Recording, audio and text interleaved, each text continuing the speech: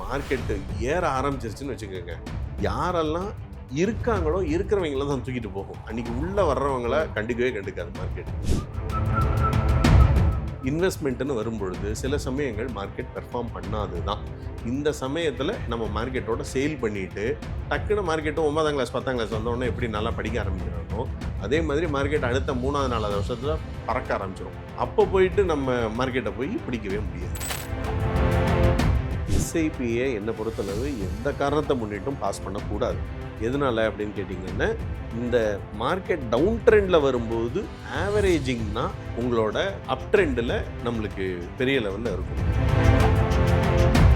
22 ரூபால நான் வாங்கின யூனிட்டு தான் இன்னைக்கு 150 ரூபா இருக்கும்போது எனக்கு அது கை கொடுக்குது. எவ்வளவுக்கு எவ்வளவு நம்ம கம்மியான ப்ரைஸஸில் நம்ம வாங்குகிறோமோ அதுதான் பிற்காலத்தில் பெரிய லெவலில் கை கொடுக்கும். யாரெல்லாம் எஸ்ஐபியை ஸ்டாப் பண்ணாங்களோ அவங்கள விட கண்டினியூ பண்ணவங்களுக்கான ப்ராஃபிட் பார்த்தீங்கன்னா ஒரு 5 to 7% கூட தான் இருக்குது. அதையே மிஸ் பண்ணுவாங்க. நான் ஒரு 5 வருஷம் கழித்து நான் பார்க்கும்போது நான் ரியலைஸ் பண்ணி ஆமாம் சார் தப்பு, நான் இண்டெக்ஸில் பண்ணது தப்புன்னோ இல்லை ஆக்டிவில் நான் போட்டிருக்கலாம் அப்படின்னு சொல்லி நினைக்கிறதோ 5 வருஷம் கழிச்சு வேஸ்ட். அதனால நீங்கள் இப்போ இண்டெக்ஸில் போடணும்னு நினச்சிங்கன்னா அதில் ஒரு 30-40% போட்டு வச்சுக்கோங்க. பாக்கி 60% ஆக்டிவ் ஃபண்ட்ஸில் வச்சுக்கிட்டீங்க அப்படின்னு 2 ஃப்ளேவரும் நம்ம எடுத்துடலாம். மியூச்சுவல் ஃபண்ட்குள்ளே போனோம் அப்படின்னா லாஸ்ட் 2.5 இயர்ஸாக வந்து எந்த விதமான ரிட்டர்ன்ஸுமே வந்து மியூச்சுவல் ஃபண்ட்லேருந்து வரல. ஸோ இப்போ வந்து லாங் டேர்மில் பார்த்தோம் அப்படின்னா ஸ்மால் கேப் ஃபண்ட்ஸாக இருக்கட்டும், ஃப்ளெக்ஸி கேப் ஃபண்ட்ஸாக இருக்கட்டும் 13 to 15% ரிட்டர்ன்ஸ் வந்து கொடுத்துருக்கு. ஸோ லாங் டேர்மில் இவ்வளோ ரிட்டர்ன்ஸ் கொடுக்கும்போது ஷார்ட் டேர்மில் மக்கள் ஏன் பேனிக் ஆகுறாங்க? இதில் வந்து மார்க்கெட்டோட சைக்கிள் வந்து எல்லாரும் புரிஞ்சுக்கணும். மியூச்சுவல் ஃபண்ட் டிஸ்ட்ரிபியூட்டர்ஸ் சொல்லக்கூடிய 12%ன்னு வச்சுக்கோங்களேன். 5 வருஷம் 12%னா 12 12 12 12 12 இப்படி வராது. 60 டிவைடட் பை 5 ஈக்குவல் டு 12 இப்படி வரவே வராது. -8 -9 -3 24 16 இப்படி போட்டு இதோட ஆவரேஜ் தான் 12%ன்னு இருக்கும். ஸோ இந்த -8 -9 -3 நம்ம டைஜஸ்ட் பண்ணணும். இது மார்க்கெட்டுக்கு இப்போ புதுசே கிடையாது. ஒரு 30 வருஷத்தோட ரெக்கார்ட் நம்ம எடுத்து பார்த்தோம் அப்படின்னா ஒருத்தர் பிபிஎஃப்ல இன்வெஸ்ட் பண்ணிட்டு இருக்காரு. கேரண்டீடான இன்வெஸ்ட்மெண்ட்டு. அதில் பார்த்தீங்கன்னா 12%லேருந்து பிபிஎஃப் கொடுத்துட்டு தான் இருந்திருக்கு. அது இப்போது 7.1%ல் இப்போ பிபிஎஃபோடது ரேட் ஆஃப் இன்ட்ரெஸ்ட்டு குறைஞ்சிருக்கு. பட் அதோட டவுன் ட்ரெண்டில் ஒருத்தர் 30 வருஷம் இன்வெஸ்ட் பண்ணியிருந்தாரு. வருஷத்துக்கு அதோட லிமிட்டுக்கு ஒருத்தர் இன்வெஸ்ட் பண்ணுறாருன்னு வச்சுக்கோங்க. ஆவரேஜாக வந்து 50,000 இருந்தது. அப்புறம் 1 லட்சம் ஆக்கினாங்க, 1.5 லட்சம் ஆக்கினாங்க. இப்படி பார்த்தா 36 லட்சம் ரூபாய் இன்வெஸ்ட் பண்ணியிருப்பாரு. பிபிஎஃபோட 36 வருஷத்தோட ரிட்டர்ன் பார்த்தீங்கன்னா 91 லட்சம் ரூபா இருக்கும். 7.12% ஆவரேஜ் நான் சொல்கிறது. இது ஈக்விட்டியில் ஒரு இண்டெக்ஸ் ஃபண்டில் போட்டு வச்சுருந்தாங்கன்னு வச்சுக்கோங்க. இந்த 91 lakhsக்கு பதிலாக இங்கே வந்து 3.91 lakhs இருக்கும். அதாவது 3,91,00,000 இருக்கும். ஸோ இந்த 3 கோடி வர்றதுக்கு மார்க்கெட் வந்து நிறைய ஏற்ற இறக்கங்கள் பார்த்துட்டு தான் வந்திருக்கு. நம்ம இப்போ பேசுகிற மாதிரி இப்போ நம்ம 2 வருஷத்தை பற்றி பேசுகிறோம். 24 25 ஆல்மோஸ்ட் 26 26 வரைக்கும் இப்போ நம்மளுக்கு இந்த 2.5 வருஷமாக மார்க்கெட்டில் ரிட்டர்ன் இல்லை. இது 4 வருஷம் கூட மார்க்கெட் ரிட்டர்ன் இல்லாமல்லாம் இருந்திருக்கு முன்னொரு காலத்தில். சரிங்களா? இந்த 90 to 95 இந்த மாதிரியான பீரியட்லலாம் 2001 to 2006 இந்த பீரியட்லலாம் மார்க்கெட்டு 4 வருஷம் ஃப்ளாட் ரிட்டர்ன்லேயோ இல்லை நெகட்டிவ் ரிட்டர்ன்லேயோ சேல் ஆகிட்டு இருந்திருக்கு. அந்த ஒரு பெர்வீல் மார்க்கெட்டுக்கு கிடச்சிருச்சுன்னு வச்சுக்கோங்க. ஆட்டோமேட்டிக்காக மார்க்கெட் வந்து வேறு எதை பற்றியும் கவலையே படாது. இப்போ நம்ம வந்து பிஇ பற்றி பேசுகிறோம். இப்போ வந்து ஹையர் பிஇ வேல்யூஷன் ஃபேர் வேல்யூவாக இருக்குது. எல்லாமே நம்ம இப்போ பேசுகிறோம். மார்க்கெட்டு ஏற ஆரம்பிச்சிருச்சுன்னு வச்சுக்கோங்க. யாரெல்லாம் இருக்காங்களோ இருக்கிறவங்கள தான் தூக்கிட்டு போகும். அன்றைக்கி உள்ளே வர்றவங்கள கண்டுக்கவே கண்டுக்காது மார்க்கெட்டு. ஸோ எப்போவுமே இந்த லோயர் ஆவரேஜில் வாங்குறவங்க தான். இப்போ கோல்டை பற்றி நீங்கள் கேட்டீங்க. எவ்வளோ பேர் கோல்டு 7,000 8,000 இருக்கும்போது வாங்கினாங்க. இந்தளவு சர்ஜாக போய் போட்டி போட்டுட்டு யாரும் வாங்கலை. எனக்கு தெரிஞ்சு நான் சொல்ல கேட்காம நிறைய கிளைண்ட்ஸு சில்வரை போய் 350 375க்கெல்லாம் வாங்கினாங்க. ஏன்னா அதை பற்றி போகும்போது நியூஸ் எல்லாருமே என்ன கொடுத்தாங்க, சில்வர் அடுத்து 500 தாங்க, ஒரு வருஷத்தில் 1000ங்க, இப்படி பாசிட்டிவாக கொடுத்தாங்க. இப்போ 270 வந்து நிற்குது. சரிங்களா? ஸோ ஏறும்போது அந்த மொமெண்ட்டை யாரும் கேப்சர் பண்ணுறதில்ல. ஸோ அதுக்கு தான் பலமுறை நம்ம எல்லாருமே சொல்கிறது என்னென்னா, இந்த கோல் பேஸ்ட் இன்வெஸ்டிங்காக வந்தது ப்ளஸ் இந்த அசட் அலோகேஷன் இருந்தது அப்படின்னா இதை ரெண்டுலேயுமே நம்ம சேல் பண்ணிடலாம். இதை வந்து நான் என் கிளைண்ட்டுக்கு சொல்கிறத எப்படி சொல்லுவேன்னா, இப்போ என் பையன் இருக்கான், குவார்ட்டர்லி ஹாஃப் அர்லி இல்லை 7ஆம் கிளாஸ் 8ஆம் கிளாஸில் ஒழுங்காக படிக்கலை, என்ன பண்ணிடுவோம் நம்ம? பையன் ஒழுங்காக படிக்கலை, என்ன பண்ணுவோம்? டியூஷன் அவ்வளோதான்.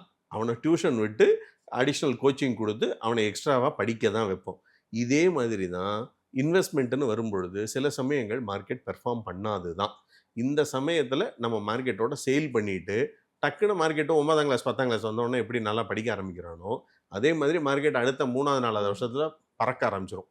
அப்போ போயிட்டு நம்ம மார்க்கெட்டை போய் பிடிக்கவே முடியாது. இப்போ வந்து மார்க்கெட் டிஸ்கவுண்ட்ல இருக்கு. ஸோ இது ஒரு ஆப்பர்ச்சுனிட்டியா பார்த்து லம்சமா இன்வெஸ்ட் பண்ணலாமா, ஸ்டாகர்டா இன்வெஸ்ட் பண்ணலாம்? இப்போ நீங்கள் வந்து லம்சம்மை ஒரு 20 to 30% இன்வெஸ்ட் பண்ணிட்டு என்ன மார்க்கெட் வந்து டெய்லி ஒரு டவுன் ட்ரெண்ட் தான் பார்த்துட்டு இருக்கு. அதனால இதோட டவுன் பாயிண்ட் எதுங்கிறது நம்மளுக்கு தெரியாது.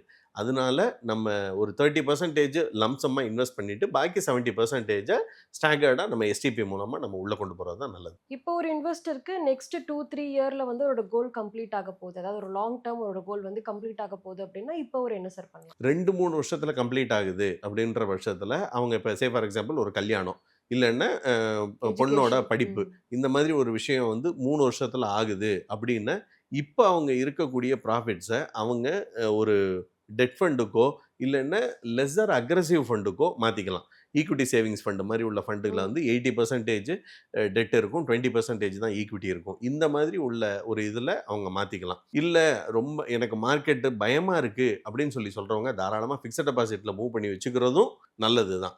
ஏன்னா அவங்க இப்போ மார்க்கெட்டோட சைக்கிள் திரும்ப இப்போ எந்திருக்குங்கிறது தெரியாது யாருக்கும். ஸோ அது வரைக்கும் கேப்சர் பண்ணிட்டு இருக்காம இப்பொழுதைக்கு அவங்க இதை டெட்டுக்கு மூவ் பண்ணி வச்சுக்கிறது 2-3 வருஷம் அப்படின்னு சொன்னால் ஹைபிரிட்லேயோ ஈக்விட்டி சேவிங்ஸ்லேயோ மூவ் பண்ணிக்கிறது நல்லது. இதே இது ஒரு 5 வருஷம் ஹரிசான் இருக்குது அப்படின்னு சொல்லி வச்சுக்கோங்க. அவங்க எதுவுமே பண்ண வேண்டாம்.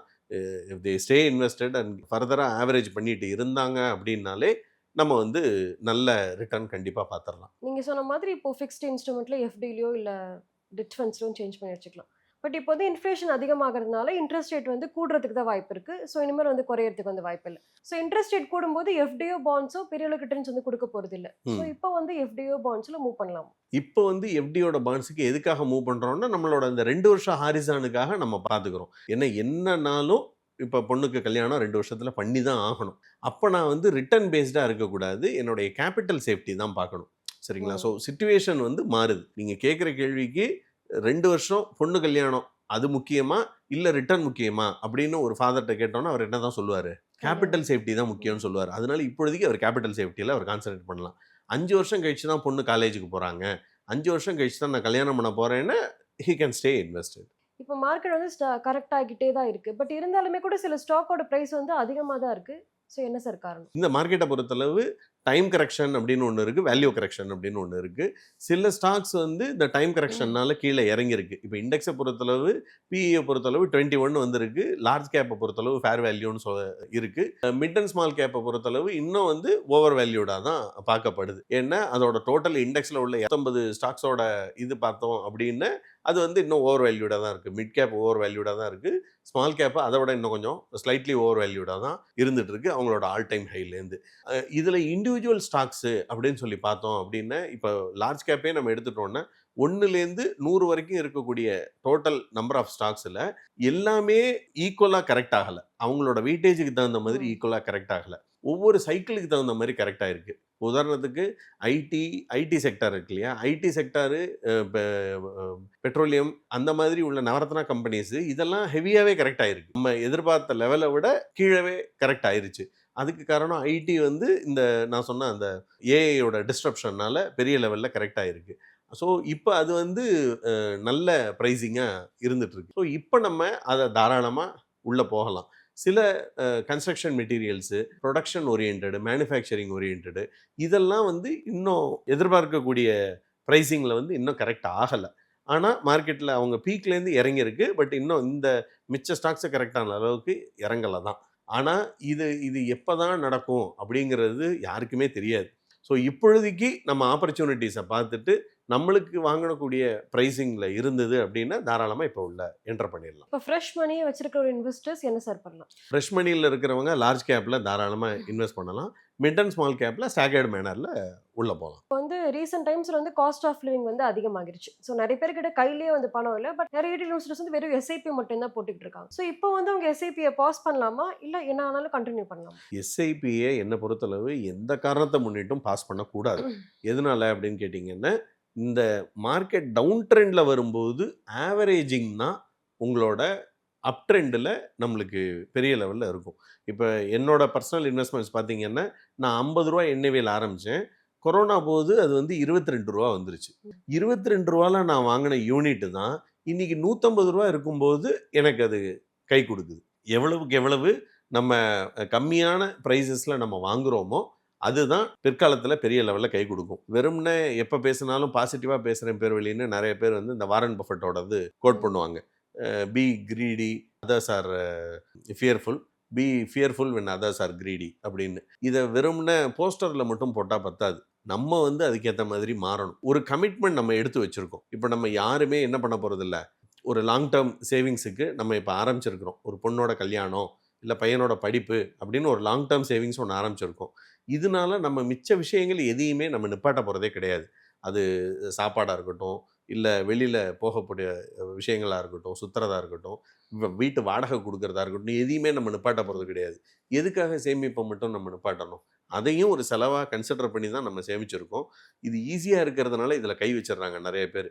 பட் பல இன்ஸ்டன்ஸ் நான் உங்களுக்கு கொடுக்க முடியும். யாரெல்லாம் எஸ்ஐபியை ஸ்டாப் பண்ணாங்களோ அவங்கள விட கண்டினியூ பண்ணவங்களுக்கான ப்ராஃபிட் பார்த்தீங்கன்னா ஒரு 5 to 7% கூட தான் இருந்திருக்கு. அதையே மிஸ் பண்ணுவானே. வந்து மார்க்கெட், வார், கோல்டு இது எல்லாத்தையும் பத்தியுமே பேசணும். இப்போ வந்து லோ இன்கம் இருக்கிற ஒருத்தர் ஸ்மால் கேப் ஃபண்ட்ல இன்வெஸ்ட் பண்ணலாமா வேண்டாமா சார்? ஹை இன்கம் லோ இன்கம்னு ஸ்மால் கேப் வரணும் வரக்கூடாதுன்னு எந்த இதுவும் கிடையாது.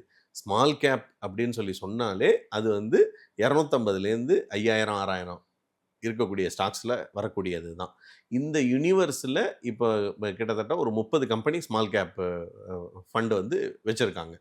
இதில் இந்த ஸ்மால் கேப்பில் நம்ம இன்வெஸ்ட் பண்ணணுன்னு என்னோடய டைம் ஹாரிசான் இப்போ நான் வர்றேன்னா 7 வருஷம் மினிமம் நான் வச்சுருந்தேன்னா ஸ்மால் கேப்பில் வரலாம். இப்போ நம்ம பேசின அந்த 2 இன்ஸ்டன்ஸு, பொண்ணோட கல்யாணம் 3 வருஷம், பையனோட படிப்பு 5 வருஷம், ஸ்மால் கேப் வரலாமான்னா வேண்டாம். ஏன்னா அது ஹை வாலடைலில் இருக்குது. அந்த இதில் இருக்கிறதுனால இப்போது 5 வருஷம் டு 7 வருஷம் ஹாரிசான் இருக்கிறவங்க மட்டும்தான் ஸ்மால் கேப்புக்கு இப்போ என்டர் ஆகலாம்.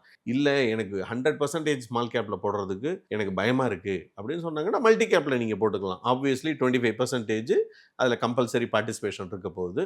பாக்கி 75% ஃபண்ட் மேனேஜர் வந்து பார்த்துக்க போகிறாரு. ஸோ அதோட ஃப்ளேவர் எடுத்துக்கணும் அப்படின்னு நம்ம மல்டி கேப் மூலமாகவும் நம்ம வந்துக்கலாம்.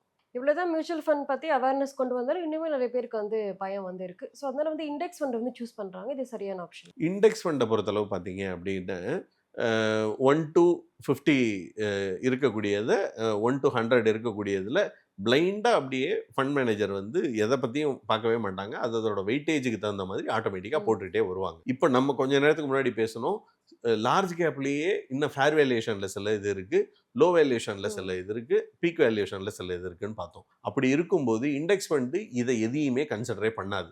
6 மாதத்துக்கு ஒரு தடவை இண்டெக்ஸ் சேஞ்ச் ஆகும்போது அவங்க அந்த 100 ரூபாயை மாற்றி மாற்றி போட போகிறாங்க. ரிலையன்ஸுக்கு 13 ரூபா இருந்தது அப்படின்னா 18 ரூபா ஆச்சுன்னா 18 ரூபா போட போகிறாங்க, 15 ரூபா ஆச்சுன்னா 15 ரூபா போட போகிறாங்க. அது 6 மாதத்துக்கு ஒரு தடவை தான் நடக்க போகுது. ஆனால் இதே இது ஒரு ஆக்டிவ் மேனேஜ் ஃபண்டில் நம்ம வரும் பொழுது ஃபண்ட் மேனேஜருக்கு அந்த டெசிஷன் எடுப்பார். ஒரு சில கம்பெனிஸில் லார்ஜ் கேப்லேயே ஹை ரிட்டர்ன்ஸ் கொடுக்கக்கூடிய நல்ல வேல்யூ இருக்கக்கூடிய 25-30 ஸ்டாக்ஸில் இன்வெஸ்ட் பண்ணுற மாதிரி லார்ஜ் கேப் ஸ்டாக்ஸில் வந்துட்டாங்க. இப்போ அவங்களோட பெர்ஃபார்மன்ஸ் எல்லாம் பார்த்தீங்கன்னா இண்டெக்ஸை விட கூட தான் இருக்கும். ஏன்னா இண்டெக்ஸில் ஒரு ஸ்கேல், அதை தாண்டி இந்த பக்கமும் போக முடியாது, அந்த பக்கமும் போக முடியாது, பிளைண்டாக தான் நம்ம போடணும். ஒரு 50 காசு 65 காசு வித்தியாசம் வரும் இண்டெக்ஸுக்கும் நார்மல் ஃபண்டுக்கும். இப்போ என்ன எல்லா ஃபண்ட்ஸுமே பெரிய ஏயுஎம் வந்துட்டதுனால எக்ஸ்பென்ஸ் ரேஷியோ பெரிய லெவலில் குறைஞ்சிருச்சு. அதனால இதில் ஒரு 50லேருந்து 65 காசு தான் வித்தியாசம் வரப்போகுது. இந்த 65 காசை நான் மிச்சம் பிடிக்கிறேன் பேர் வழின்னு நான் போய் இண்டெக்ஸ் ஃபண்டில் போடுறேன்னு வச்சுக்கோங்க, தாராளமாக போட்டுக்கலாம், ஒன்றும் தப்பு ஒன்றும் கிடையாது. ஆனால் ஒரு லாங்கர் டேர்மில் நம்ம பார்த்தோன்னா ஒரு ஆக்டிவ் ஃபண்ட் மேனேஜர் இதை அசால்ட்டாக ஒரு 5லேருந்து 7% கூட கொடுத்துட்டு போயிடுவார். நான் 1/2% காப்பாற்ற போய் நான் 4% 5% நான் இழந்து நிற்பேன். இன்வெஸ்ட்மெண்ட்டை பொறுத்தளவு டைம் தான் ரொம்ப ரொம்ப முக்கியம். உள்ளே என்ட்ராகக்கூடிய டைமும் வெயிட்டிங் டைமும் தான் ரொம்ப முக்கியம். நான் ஒரு 5 வருஷம் கழித்து நான் பார்க்கும்போது நான் ரியலைஸ் பண்ணி ஆமாம் சார் தப்பு, நான் இண்டெக்ஸில் பண்ணது தப்புன்னோ இல்லை ஆக்டிவில் நான் போட்டிருக்கலாம் அப்படின்னு சொல்லி நினைக்கிறதோ 5 வருஷம் கழிச்சு வேஸ்ட். அதனால நீங்கள் இப்போ இண்டெக்ஸில் போடணும்னு நினச்சிங்கன்னா அதில் ஒரு 30-40% போட்டு வச்சுக்கோங்க. பாக்கி 60% ஆக்டிவ் ஃபண்ட்ஸில் வச்சுக்கிட்டீங்க அப்படின்னா 2 ஃப்ளேவரும் நம்ம எடுத்துடலாம். இப்போ இந்த வார் டைம்ல ஒரு ஜெனரலான அசெட் அலோகேஷன் ஸ்ட்ராட்டஜினா என்ன சார் சொல்லுங்க? வார் டைமை பொறுத்தளவு இதுக்கு மல்டி அசெட்டுக்கு நம்ம இப்போ முக்கியத்துவம் கொடுக்கலாம். ஏன்னா உங்களுக்கு கோல்ட் அண்ட் சில்வருக்கான அலோகேஷன்ஸ் மல்டி அசெட்டில் இருந்துட்டு இருக்கு. அதே மாதிரி ஈக்விட்டி அண்ட் டெட்டும் மல்டி அசெட்டை பொறுத்தளவு பெட்டராக மேனேஜ் பண்ணுறாங்க நார்மலான ஈக்விட்டி ஃபண்ட்ஸை விட. ஸோ அப்படி வரும் பொழுது எனக்கு ஒரு 25% என் ஃபண்டு வந்து கொஞ்சம் ரிஸ்க் ஃப்ரீயாக ஆட்டோமேட்டிக்காக போயிடுது. பாக்கி 75% தான் மார்க்கெட்டில் இன்வெஸ்ட் ஆகும் பொழுது ஈக்விட்டியா டெட்டா அப்படிங்கிறது ஃபண்ட் மேனேஜர் வந்து டிசைட் பண்ணுறாரு. ஸோ ஃபண்ட் மேனேஜர் வந்து ஒரு காமன் இன்வெஸ்டரை விட ஒரு ஹையர் எட்ஜ் அவங்களுக்கு கண்டிப்பாக இருக்கும். எதில் நம்ம இன்வெஸ்ட் பண்ணலாம், 100% டுவர்ட்ஸ் ஈக்விட்டியா இல்லை 100% டுவர்ட்ஸ் டெட்டா அப்படிங்கிறது அவங்களுக்கு ஒரு ஹையர் நாலேஜ் இருக்கும். அப்படிங்கும்போது அதை நம்ம அந்த எக்ஸ்பர்டைஸை நம்ம யூஸ் பண்ணிக்கலாம். இப்போ லாஸ்டா வந்து எஃப்ஐஐஸ் வந்து இன்னுமே மார்க்கெட்ல இருந்து வெளியே போயிட்டு தான் இருக்காங்க. ஸோ இப்போ வரைக்கும் மார்க்கெட்க்கு ஒரு சப்போர்ட் சிஸ்டமா இருக்கிறது வந்து டொமஸ்டிக் இன்ஸ்டிடியூஷனல் இன்வெஸ்டர்ஸ் மட்டும்தான். ஸோ இப்போ ரீட்டைல் இன்வெஸ்டர்ஸ் என்ன சார் பண்ணணும்? ரீட்டைல் இன்வெஸ்டர்ஸு இப்போ நம்ம பண்ணுறோமோ இல்லையோ எஸ்ஐபியோட வேல்யூஷனு 31,000 கோடி வந்துருச்சு. பிஎஃப் பணம் இங்கே வருது, இன்சூரன்ஸோட பணம் இங்கே வருது, கவர்மெண்ட்டோட பணம் பெரும்பகுதி இங்கே வருது, என்பிஎஸோட பணம் இங்கே வருது. ஸோ எல்லாருமே நம்பி இங்கே இன்வெஸ்ட் பண்ணிட்டு இருக்காங்க. இந்த விஷயத்தை வெளியில் எடுத்துகிட்டு போய் சொல்கிறதுக்கு இந்த பயத்தை மட்டும் நம்ம நீக்கிட்டு பார்த்துட்டோம் அப்படின்னு ஒரு கண்ட்ரி வளருது அப்படின்னாலே ஃபஸ்ட்டு வளர்றது எதுன்னா ஸ்டாக் மார்க்கெட்டு தான் வளரும். அதுக்கப்புறமா தான் அது கண்ட்ரியோட இதில் ரிஃப்ளெக்டே ஆகும். அதை வந்து புரிஞ்சுக்கிட்டாங்க அப்படின்னு சொல்லி சொன்னால் ஈக்விட்டியோட இன்வெஸ்ட்மெண்ட்ஸ் வந்து கண்டிப்பாக ஒரு ஹையர் ரிட்டர்னே கொடுக்கும். ஃபாரின் கண்ட்ரிஸு, சைனா, எந்த கண்ட்ரி நீங்கள் ஃபார் தட் மேட்டர் நீங்கள் எடுத்துட்டீங்க அப்படின்னாலும் ஈக்விட்டியோட பார்ட்டிசிபேஷன் வந்து நம்மளை விட அவங்க வந்து ஃபார் பெட்டரில் இருந்துட்டு இருக்காங்க. ஸோ இந்த பணம் ஈக்விட்டி உள்ளுக்குள்ளே வரும்பொழுது தான் கண்ட்ரி வந்து ஆட்டோமேட்டிக்காக க்ரோ ஆகும். இதை ஒரு சிலர் மட்டும்தான் அனுபவிச்சுட்டு இருக்காங்க. ஒரு ஹார்ட்லி ஒரு 15 to 18% தான் அனுபவிச்சுட்டு இருக்காங்க. இவங்களை தாண்டி இன்னும் பெரிய லெவலில் எல்லாரும் உள்ளே வந்தாங்க அப்படின்னா தான் மார்க்கெட் வந்து மெச்சூர்டாக ஆகி இந்த மாதிரி ஆகும். இப்போ நீங்கள் சொன்னீங்க எஃப்ஐஐஸ் வெளியே போகிறாங்கன்னு. எஃப்ஐஐஸை பொறுத்தளவு அவங்க அந்த பல்லாங்குழியிலேருந்து எடுத்துகிட்டு போகிற பணம் தான். அவன் எடுத்துகிட்டு போயிடுவான். எடுத்துகிட்டு போயிட்டு கையிலேயே அவன் வச்சுருக்க முடியாது. வேற ஒரு கண்ட்ரியில் இன்வெஸ்ட் பண்ணி வைப்பான். அங்கேயே திரும்பவும் வைக்க முடியாது. திரும்பவும் கொண்டு வந்து என்ன நம்ம இடத்துல தான் வந்து இன்வெஸ்ட் பண்ணி ஆகணும். இது வந்து சைக்கிளுக்கு இது காலந்தோறும் நடந்துட்டு தான் இருக்குது. ஸோ எஃப்ஐஐஸுங்கிறது வெளியே போகிறத பற்றி பார்க்காம நம்ம ஸ்டாக்ஸு நம்ம கண்ட்ரி வந்து முன்னேறுது அப்படிங்கிற அந்த ஸ்ட்ராங் பாயிண்டில் நம்ம இருந்தோம் அப்படின்னாலே நம்ம இப்போ உள்ளே போய்க்கலாம். உள்ளே போயிட்டு அவன் வரும்போது என்ன அவனுக்கு மணி பவர் இருக்குது. எப்போ வேணாலும் அவன் வந்தாலும் அந்த ப்ரைஸிங்கை அவன் கணிச்சிருவான். ஸோ நம்மளுக்கு இந்த ப்ரைஸிங் வந்து கிடைக்காது. அதனால இப்போ நம்ம உள்ளே போகிறது ரொம்ப நல்ல விஷயம். மார்க்கெட் பத்தி நிறைய விஷயங்களை சொன்னீங்க. ரொம்ப நன்றி. நன்றி.